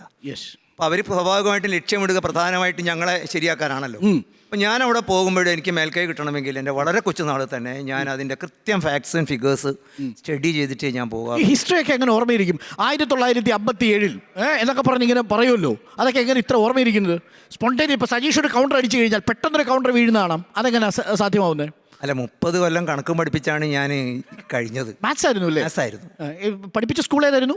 വണ്ടൂർ ഹയർ സെക്കൻഡറി സ്കൂളിൽ. ഹയർ സെക്കൻഡറിയിലാണോ പഠിപ്പിച്ചത്? അല്ല, ഞാൻ അതിൽ ഹൈസ്കൂൾ സെക്ഷനിലായിരുന്നു. ഹൈസ്കൂൾ സെക്ഷൻ മാത്സ് ടീച്ചറായിരുന്നു. മാത്സ് ടീച്ചറായിരുന്നു. ഓക്കെ, മാത്സ് ആണോ ഇപ്പോഴും ഇഷ്ടം? തീർച്ചയായിട്ടും. അതാണ് ഈ കണക്കിന്റെ കളി അല്ലേ? അല്ല, അത് മാത്രമല്ല, അത് പലപ്പോഴും എതിരാളികളെ സംബന്ധിച്ചിടത്തോളം അതിന്റെ മുമ്പിൽ അവർ പരാജയം സമ്മതിക്കേണ്ടി വരുമെന്നുള്ള ഉത്തമ ബോധ്യത്തോടു കൂടി എത്ര എന്തും ഇങ്ങനെ പറഞ്ഞുകൊണ്ടായിരിക്കും ചോദിക്കുന്നത് ജയചന്ദ്രൻ മാഷ്. പെട്ടെന്ന് നമ്മളൊന്ന് ഞെട്ടും, ശരിക്കും ഇതിന്റെ കണക്കുള്ളതാണോ? ഇല്ലാത്ത കണക്ക് എപ്പോഴെങ്കിലും പറഞ്ഞിട്ടുണ്ടോ? അല്ല, അങ്ങനെ ഞാൻ പറയാറില്ല. ഞാൻ അതിനെക്കുറിച്ച് 10 ൽ 2 പറഞ്ഞു. 10 ൽ 2 ഫ്രീയാ. 10 ൽ 2 ഫ്രീയാ. 10 ൽ 2 കണക്ക് ഫ്രീ, അതിന്റെ കൂടെ തള്ളിപ്പോവും അല്ലേ? അതല്ലേ പറയാൻ പറ്റൂ. അപ്ഡേറ്റഡ് കണക്കല്ല, പഴയ കണക്കാ പലതും. അതൊക്കെ മാറി മാറി വന്നു എന്നുള്ള കാര്യം മാഷ് അറിയുന്നില്ല. പക്ഷെ ഒരു അത് ഞാൻ പറയുന്നത്, ഈ കഴിഞ്ഞ തെരഞ്ഞെടുപ്പിലെ ഈ BJPക്ക് വലിയ മേൽക്കൈ കിട്ടിയ ഒരു മേഖലയുണ്ട്. ഏതാണെന്ന് വെച്ച് കഴിഞ്ഞാൽ ഈ കഴിഞ്ഞ 10 വർഷത്തിന്റെ വികസനത്തിന്റെ കണക്ക് അങ്ങോട്ട് എണ്ണി പറയും. ഞാൻ നോക്കിയപ്പോൾ എല്ലാ BJP നേതാക്കളുടെ കയ്യിലും ഒരേ ലിസ്റ്റാ. ഒരേ ലിസ്റ്റാ. ഇന്ത്യയിലുണ്ടായ വളരെ കൃത്യമായിട്ട് അത് കൊടുക്കേണ്ട കാര്യമില്ല. പൊന്നു ചങ്ങാതി, അത് കൊടുക്കേണ്ട കാര്യം പകരം കണ്ടെയ്നറിലാണ് ഇവർ. അതെ, അല്ല, ഇത് കൊടുക്കേണ്ട കാര്യം എല്ലാവരും പറയുന്നത് ഒരേ കണക്കാവുന്നത് അത് സത്യസന്ധമായതുകൊണ്ടാണ്, കൃത്യമായതുകൊണ്ടല്ലേ? ഗോപാലകൃഷ്ണൻ, ഞാൻ പറഞ്ഞത് കഴിഞ്ഞ ഇലക്ഷന് നോക്കിയപ്പോൾ എയർപോർട്ടുകളുടെ എണ്ണം, ഹൈവേകളുടെ എണ്ണം എന്നൊക്കെ പറഞ്ഞ് വികസന പദ്ധതികളുടെ കുറേ പ്രോജക്ട്, പോർട്ടുകളുടെ എണ്ണം. അതിന്റെ യാഥാർത്ഥ്യം എന്താ അറിയോ? BJPയുടെ ഞാനൊരു പൊളിഞ്ഞ ഹൈവേന്റെ എണ്ണം പറയേണ്ടി വരുന്നു. ഞാനതിൻ്റെ ഒരു ഫാക്ട്സ് പറയണം. നമ്മൾ ഡെലിബറേറ്റ് ആയിട്ട് തീരുമാനിച്ചിരുന്നു കേരള പൊളിറ്റിക്സിൽ ഇലക്ഷൻ സമയത്തും എന്താണ് പറയേണ്ടത്. നമ്മൾ കേരള പൊളിറ്റിക്സിൽ ഇവിടെ ഇല്ലാത്ത സാധനം അതാണ് വികസനം, അത് പറയണം തീരുമാനിച്ചു. PR എന്നാണോ നിങ്ങൾ ശരിക്കും പാർട്ടി പ്രവർത്തകർക്കിടയിൽ അറിയപ്പെടുന്നത്? അത് PRS എന്നാണോ? അത് അരുണായിട്ടിട്ട പേരാ. ഞാൻ വിളിക്കുന്നുള്ളൂ PR എന്നല്ലേ? കുറച്ച് പേരെ വിളിക്കുന്നുള്ളൂ അല്ലേ? ഈ PR ഒരു പ്രത്യേക PR ആദ്യം എല്ലാം ബ്രാൻഡഡ് സാധനങ്ങൾ മാത്രം ഉപയോഗിച്ച് ശീലിച്ചൊരു നേതാവാണെന്നാണ് ഞങ്ങൾ പറയാറുള്ളത്. ഒരു 2-3 പ്രാവശ്യം അടുപ്പിച്ചു പറഞ്ഞിട്ടുണ്ട്. ബ്രാൻഡ് ചെയ്യാനുള്ള ശ്രമമാണ്. അതെ. അത് PR-ന്റെ വരവും PR-ന്റെ ലുക്കും ഒക്കെ നോക്കുമ്പോഴല്ലോ ആ ഒരു വളരെ ബ്രാൻഡഡ് ഇമേജാ. ഞാൻ അരുൺ ഇത് ചെയ്യുന്നു കാരണം ഞാൻ വാച്ച് മാറ്റി. എനിക്ക് മനസ്സിലായി, അതുകൊണ്ടാണ് ചോദിച്ചത്. ഐഫോൺ മാറ്റി, 6 ആണ് വെച്ചോണ്ടിരിക്കുന്നത്. iPhone 6 10 വർഷം പഴക്കമുള്ള. എനിക്കറിയാം ഇത് പണി കിട്ടുന്നു, അത് കാരണം എല്ലാം ഞാൻ HMT വാച്ചൊക്കെ കെട്ടിയാവുന്നത് ഇത് എനിക്കെതിരെയുള്ള ആരോപണം തൊടുത്തു വിട്ട ആളായി മനുഷ്യൻ. എന്നോ ഒരു ദിവസം ഞാൻ എൻ്റെ ലാപ്ടോപ്പ് തുറന്നു വെച്ച് എൻ്റെ കയ്യിൽ ഐഫോൺ ഉണ്ട്, ചാനലിൽ പരസ്യമായിട്ട് വിളിച്ചറിയാം കംപ്ലീറ്റ് ഐഫോണും ആപ്പിൾ വാച്ചും ഒക്കെ കെട്ടി നിൽക്കുകയാണ്. എനിക്ക് പുറത്തിറങ്ങാൻ പറ്റാണ്ടായി, 10 പൈസ കടവും കിട്ടാണ്ടായി, ബിസിനസ് കിട്ടാണ്ടായി. എന്നെ തകർത്ത് കളഞ്ഞ ഒരു മനുഷ്യനാണ്. CPM-കാരോ മാർക്സിസ്റ്റുകാരോ കോൺഗ്രസ്സുകാരോ പോലും ചെയ്യാത്ത പിന്നെ എനിക്ക് പറയാൻ പറ്റാന്നറിയാമോ, എൻ്റെ 2 ഗുരുക്കന്മാരോട് ഇരിപ്പുണ്ട്. എന്നെ ചാനൽ ചർച്ചയിലേക്ക് കടത്തി വിട്ടതാണ് ഈ മനുഷ്യൻ. ചെന്ന് വിട്ടത് ഈ സിംഹത്തിൻ്റെ മുന്നിലേക്ക്. ഫസ്റ്റ് ദിവസം എന്നെ അങ്ങോട്ട് എടുത്തിട്ട് തകർക്കാണ്. ആദ്യമായിട്ട് കയറുവാൻ അറിയാമല്ലോ, എന്നെ കൊല വിളിച്ച് മീഡിയ കൊണ്ട് ഇപ്പോഴും എനിക്ക് ഓർമ്മയുണ്ട്. എനിക്കൊന്നു ഈ B. ഗോപാലകൃഷ്ണനും PR ശിവശങ്കറും എനിക്കൊന്ന് രാഹുൽ മാങ്കൂട്ടത്തിൽ അടക്കം അല്ലേ? നമ്മൾ 24-ലായിരിക്കുന്ന സമയത്ത് ചർച്ചകളിൽ വന്നു തുടങ്ങിയാണ് രാഹുൽ മാങ്കൂട്ടത്തിൽ ഒരു എൻട്രി എന്ന് പറയുന്നത്, ഒരു ടെലിവിഷൻ ചർച്ചയിലേക്ക് വരുന്നത്. ആ സമയം മുതല ഇത് PR. ഒരു കാര്യം കൂടി ചോദിക്കട്ടെ, PR ഈ ചർച്ചയിലേ ഇത്രയും പേരുണ്ടല്ലോ, അവർ എൻജോയ് ചെയ്യുന്നത് ആരുമായിട്ടുള്ളൊരു ചർച്ചയായിരിക്കും, ഡിബേറ്റ് ആയിരിക്കും. നമ്മൾ ഭയപ്പെടുന്നതല്ല, എൻജോയ് ചെയ്യുന്നത്. ഇത്രയും പേരുണ്ടല്ലോ, എതിരാളികളുണ്ട്, SK സജീഷ് ഉണ്ട്, ആർഷ ഉണ്ട്, വസീഫുണ്ട്, രാഹുൽ മാങ്കൂട്ടത്തിലുണ്ട്, ഞാൻ സത്യം അരുണുണ്ട്. ഞാൻ എല്ലാവരും ഭയക്കുന്ന ആളാണ്. എനിക്ക് ഭയങ്കര ഭയം. ഇപ്പോഴും ഒരു ചർച്ചയ്ക്ക് വരുമ്പോൾ എനിക്ക് ഭയങ്കര ഭയം. ഇതെന്താ ഇവർ ചോദിക്കാനാണ്? കാരണം ഒരു പാർട്ടി ചോദ്യമൊക്കെ ചിലപ്പോൾ ഒരു അടി അടിച്ചു കഴിഞ്ഞാൽ അത് കൊള്ളും ചില സമയത്ത്. ജ്യോതിയും ഭയമാണ്, അരുണിനെ ഭയമാണ്, സജീഷ്. കാരണം അറിയാമോ, നമ്മൾ ഒരിക്കലും പ്രതീക്ഷിക്കാത്ത ചോദ്യങ്ങളെ ഇവരുടെ നിന്ന് വരും.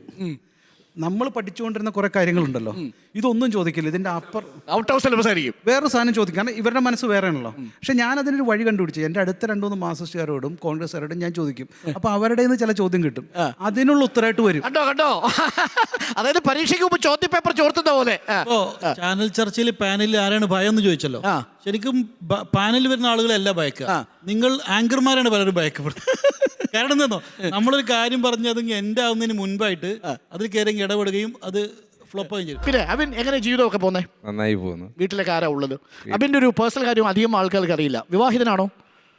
എല്ലാവർക്കും അറിയാവുന്ന ഒരു കാര്യമാണ്. വിവാഹിതനാണ്. ഭാര്യയുടെ ഗീതു എന്നാണ് പേര്. 5 മാസമുള്ള ഒരു പെൺകുഞ്ഞുണ്ട്. 5 മാസം അല്ലേ? ഇതൊക്കെ കണ്ടു പഠിക്കണം രാഹുലേ എന്നാണ് രാഹുലിനോട് പറയാറില്ലേ, ഇടയ്ക്ക് ഉപദേശിക്കാറില്ലേ? രാഹുൽ ഇങ്ങനെ ഒറ്റയ്ക്ക് നടന്നാൽ മതിയോ? ഞാൻ ഉപദേശിക്കാറുണ്ട്, ഒരു കാരണവശാലും ഇങ്ങനെ ഒന്നും ആയിപ്പോയേക്കരുത്. അങ്ങനെ പറയാറുണ്ടല്ലേ? വീട്ടിൽ തിരിച്ചു പോകണ്ടായിരിക്കും. നവാസെ, എങ്ങനെയാ നവാസിന്റെ ഈ ഓണമൊക്കെ എങ്ങനെയായിരിക്കും? ഓണം അതോ പെരുന്നാളാണ് നിങ്ങൾ കൂടുതൽ? അതോ ഓണം പെരുന്നാളും എല്ലാം ഈക്വൽ ആയിട്ടാണ് ആഘോഷിക്കുന്നത്? നാട്ടിൽ പൊതുവെ ആഘോഷിക്കപ്പെടുന്നത് ഓണം തന്നെയാണ്. എല്ലാവരും കൂടിയിരുന്ന് ആഘോഷിക്കുന്നത് നമ്മുടെ സ്കൂൾ കേന്ദ്രീകരിച്ചാണ് പരിപാടികൾ നടക്കാറുള്ളത്. നവാസിന്റെ ഫാമിലി ഭാര്യയുണ്ട്, കുട്ടികളുണ്ട്. ഭാര്യയുണ്ട്. കുട്ടികൾ അവർ ഏത് ക്ലാസ്സിലൊക്കെ പഠിക്കുന്നു? ഒരാൾക്ക് 6 മാസം. 6 മാസം. 2ാം ക്ലാസ്സിലാണ്. കുഞ്ഞായിട്ടേ ഉള്ളൂ. എന്താ പേരെന്താ അവരുടെ? ഷാസിൻ അമാൻ, അഫ്രാൻ അമാൻ. ഹായ്. അപ്പം കാണുന്നുണ്ടോ? ടി വിയിലൊക്കെ ഇത് ചർച്ച കാണുന്ന സമയത്ത് മോൻ വിളിക്കാറുണ്ട്. വാപ്പാന്നാണോ വിളിക്കുന്നത്? അതെ അതെ. വാപ്പ ടി വിയിലിരിക്കുന്ന കാണാറുണ്ട്. ഈ പി കെ നവാസ് ചില സമയത്ത് ആക്രമണമൊക്കെ തൊടുത്തുവിട്ട പഠിച്ചിപ്പോൾ പ്രത്യേകിച്ച് +2ൻ്റെ ഒക്കെ സമയത്ത് ഞങ്ങളും പെട്ടുപോയി കുറേ സമയത്ത്. കൃത്യം കണക്ക് പറഞ്ഞുകൊണ്ടായിരിക്കും വരുന്നത് അല്ലേ? ഒരു നല്ല ഹോംവർക്കൊക്കെ ചെയ്തിട്ടാണ് പൊതുവെ വരല്. ആദ്യമൊക്കെ നോട്ട് പുസ്തകത്തിൽ മുഴുവൻ എഴുതിയാ വരാറ്. പിന്നെ മനസ്സിലായത് മുഴുവൻ എഴുതി കൊണ്ടുവരേണ്ട കാര്യമൊന്നുമില്ല, അത്യാവശ്യം കുറച്ച് നോട്ട് മതി. നിങ്ങളുടെ ചോദ്യം കേൾക്കുമ്പോൾ ഇങ്ങനെ മറച്ചു നോക്കും, എവിടെ ഇത് എഴുതി വെച്ചെന്ന് അറിയാത്ത ഒരു ചർച്ചയ്ക്ക് വരുമ്പോൾ ചർച്ചയുടെ വിഷയത്തിന് ആവശ്യമില്ലാത്തത് എല്ലാം കണ്ടമാനം എഴുതി പേപ്പറിൽ വെച്ച് 4 പേപ്പറൊക്കെ വെച്ച്, മറ്റാണെങ്കിൽ ഒരു മൊബൈലൊക്കെ വെച്ച് എല്ലാം വെച്ചിട്ടായിരിക്കുക. പക്ഷെ നിങ്ങൾ ചോദിക്കുന്ന ചോദ്യം ഞങ്ങളെ പേപ്പറിലോ മൊബൈൽ എവിടെയും കാണാത്ത ചോദ്യമായിരിക്കും. ടോട്ടൽ ഔട്ട് ഓഫ് സിലബസ് ആയിരിക്കും. എനിക്കൊന്നു ആർഷോയും പി കെ നവാസും രാഹുൽ മാങ്കൂട്ടത്തിലും ഒക്കെയുള്ള ഒരു ടീം, ഈ ചെറുപ്പക്കാരുടെ സമയം, അത് നമ്മളെ സംബന്ധിച്ച് ഒരു സ്വപ്ന പാനല. അതേപോലെ വസീഫ്, സനോജ്, അല്ലെങ്കിൽ അരുൺകുമാർ, ഗോപാലകൃഷ്ണൻ. അപ്പോൾ സജീഷെ, വീട്ടിലേക്ക് വന്നാൽ ഭക്ഷണത്തിന്റെ കാര്യത്തിൽ സജീഷിന്റെ അമ്മയുണ്ടല്ലോ, നല്ല കുക്ക. സജീഷും നല്ല കുക്ക. മാത്രമല്ല, ഞാനൊരു ദിവസം സതീഷിന്റെ വീട്ടിൽ പോയി ഭക്ഷണം കഴിച്ചു പേരാമ്പ്രയിൽ നിന്ന്. DYFI ഓഫീസിൽ ആ പാവത്തിന് ഒരുപാട് ബുദ്ധിമുട്ടാക്കിയിട്ടുണ്ടല്ലേ? അല്ല, കോഴിക്കോട് നിന്ന് തിരുവനന്തപുരത്തേക്ക് വന്നപ്പോൾ തിരുവനന്തപുരത്ത് നല്ല ഭക്ഷണം കേട്ടോ. അതെ അതെ. പക്ഷെ ഞങ്ങൾക്ക് കുറച്ചുകൂടിയും എരിവൊക്കെ കൂടുതലുള്ള ഭക്ഷണം, സ്പൈസിയാണ്. അതുകൊണ്ട് SFI ഓഫീസിൽ നിന്ന് ആരംഭിച്ചാണ് ഭക്ഷണം സ്വയം ഉണ്ടാക്കാൻ വേണ്ടി. അവിടെ ഓഫീസിൽ സംവിധാനമൊക്കെ ഉണ്ട്, പക്ഷേ അതിൻ്റെ കൂടെ നമ്മളും കൂടി ചേർന്ന് നിൽക്കും. പിന്നെ ഞങ്ങളെല്ലാവരും കൂടുന്ന സമയത്ത് ഞങ്ങൾ ഭക്ഷണം ഉണ്ടാക്കും എല്ലാവരും. ഓണത്തിന് എങ്ങനെ വീട്ടിൽ തന്നെ ആയിരിക്കുമോ പൊതുവേ? ഈ അമ്പയത്തിനൊക്കെ പോയിട്ടുണ്ടോ? പേരാമ്പ്രയിലെ അമ്പയത്തിനൊക്കെ പോയി. അറിയാമോ ആ പരിപാടി? കളി അറിയാമോ? കളി അറിയില്ല, കാണാൻ പക്ഷെ അറിയാം പേരാമ്പ്ര അമ്പയത്ത് അറിയാം. അതൊരു പ്രധാനപ്പെട്ട ഈ പ്രാവശ്യം പോലും ഉണ്ടായിരുന്നു. പിന്നെ ഗോപി മറ്റേ ഇതല്ല, കവിത എഴുതുന്നതാണ്. കവിത എഴുതുന്നതാണോ? കവിത വേണം. ഇപ്പൊ അടുത്ത കാലത്ത് എഴുതിയ കവിത ഏതാ? സിനിമയിൽ പാട്ട് എഴുതാ. അതിനുവേണ്ടി ഇങ്ങനെ സജീഷിന്റെ വീട്ടിൽ ഞാൻ പോയപ്പോഴേ, സജീഷിന്റെ വൈകുന്നേരത്തെ ചർച്ചയ്ക്ക് സജീഷിന്റെ വീടിന് മുന്നിൽ ഒരു മിനി സ്റ്റുഡിയോ ഒക്കെ സെറ്റ് ചെയ്തിട്ടുണ്ട്. ഒന്നുമില്ല, ഒരു സിറ്റ് ഔട്ടിൽ ഇങ്ങനെ ഇരിക്കും. ഒരു പ്രസംഗ വീടുണ്ട്. പ്രസംഗ വീടുണ്ട്. ഈ ഡാറ്റയൊക്കെ അവിടെ വെച്ചിട്ടാണ് പ്രസന്റ് ചെയ്യുന്നത്. രാഹുൽ മാങ്കൂട്ടത്തിൽ പറയുന്ന സമയത്ത് ഇങ്ങനെ മറിച്ച് നോക്കിയിട്ട് ടക്ക് എന്ന് പറയാം. അങ്ങനെ എഴുതി വെച്ചിട്ടുണ്ടല്ലേ ചിലതൊക്കെ. പണ്ട് മൈക്ക് സെറ്റ് വാങ്ങി വെക്കാൻ വീട്ടില്. വീട്ടിലെ ഭക്ഷണത്തിന്റെ കാര്യത്തിൽ നല്ല ഒന്നാന്തരം കൂർക്ക വെച്ച് അന്ന് എന്തായിരുന്നു തന്നത്? നല്ല ഭക്ഷണം, ചിക്കൻ കറി അല്ലേ? നല്ല ഗംഭീര ചിക്കൻ കറി. പേരാമ്പ്ര പോയ രാഹുൽ ഒന്ന് പോയാൽ കഴിക്കണം കേട്ടോ. നല്ല ഗംഭീര ഭക്ഷണമാണ്. കൂർക്കയിട്ടിട്ടുള്ള കറി, സ്പെഷ്യൽ കറിയാ. അമ്മയുടെ സ്പെഷ്യൽ. ആ കറിയുടെ രുചി ഇപ്പോഴും പോകുന്നില്ല. അമ്മേ താങ്ക്സ്. അപ്പൊ പറഞ്ഞു. അല്ല, എനിക്ക് വീട്ടിൽ നിങ്ങളിത് 2 പ്രാവശ്യം പറഞ്ഞേ, വീട്ടിലെ അമ്മേന്റെ അടുത്തൊക്കെ ഇപ്പം വലിയ അംഗീകാരമായി. വൈകി എത്തിയാലൊക്കെ കൃത്യമായി ഭക്ഷണം കിട്ടുന്ന അവസ്ഥയിലേക്ക് എത്തുന്നുണ്ട്. പിന്നെ ഓണത്തിന് പൊതുവെ എന്തൊക്കെയാ വിഭവങ്ങള്? ഓണത്തിന് വീട്ടിൽ തന്നെയായിരിക്കും. വീട്ടിൽ അച്ഛനും അമ്മയും ഭാര്യയും മക്കളും, പിന്നെ സഹോദരിയുണ്ട്, സഹോദരി വരും. അങ്ങനെ ഓണത്തിന് പൊതുവെ വീട്ടിൽ നിൽക്കാനാണ് ആഗ്രഹിക്കാറുള്ളത്. പിന്നെ അതിൻ്റെ കൂടെ സുഹൃത്തുക്കളെയൊക്കെ വീട്ടിൽ പോവുകയും ചെയ്യും. ഈ ചർച്ചകളൊക്കെ നടക്കുന്ന സമയത്ത് നിങ്ങൾ ഇതിൽ ആരുള്ളപ്പോഴാണ് കൂടുതൽ നേരം സ്വിച്ച് ഓൺ ചെയ്ത് നിൽക്കുന്നത്? ഇപ്പം രാഹുൽ ഒക്കെ ചർച്ച ചെയ്യുമ്പോൾ കുറച്ച് നേരം രാഹുലിനെ കേൾക്കാം എന്നൊക്കെ തീരുമാനിക്കൂ, കൗണ്ടർ അടിക്കാൻ വേണ്ടി? അല്ല, ഞാൻ പൊതുവെ കാണുമല്ലോ അല്ലേ? എല്ലാ ചർച്ചയും കാണാറുണ്ടായിരുന്നു പണ്ടൊക്കെ. മുമ്പ്, ഇപ്പല്ല, മുമ്പ് ചർച്ചയിൽ പങ്കെടുത്തു കഴിഞ്ഞാൽ രാത്രി 12 മണിക്ക് ശേഷമുള്ള ആ ചർച്ച ഇരുന്ന് കാണും. രാത്രി എന്താണ് ആ ചർച്ചയിൽ നടന്നതെന്ന് അറിയാൻ വേണ്ടി. അത് ഇപ്പം അല്ല, മുമ്പ് ഈ ചർച്ചയിലൊക്കെ വരാൻ വേണ്ടി തുടങ്ങുന്ന ഒരു ഘട്ടത്തിൽ അത് കാണുകയായിരുന്നു. വേറൊരു കാര്യം എന്താ വെച്ചാൽ ഈ എപ്പോഴും ട്രോളിന്റെ കാര്യമൊക്കെ പറയുന്ന സമയത്ത് ഈ മാധ്യമ പ്രവർത്തകർക്ക് ട്രോളിന്റെ പ്രശ്നം വരുന്നില്ല.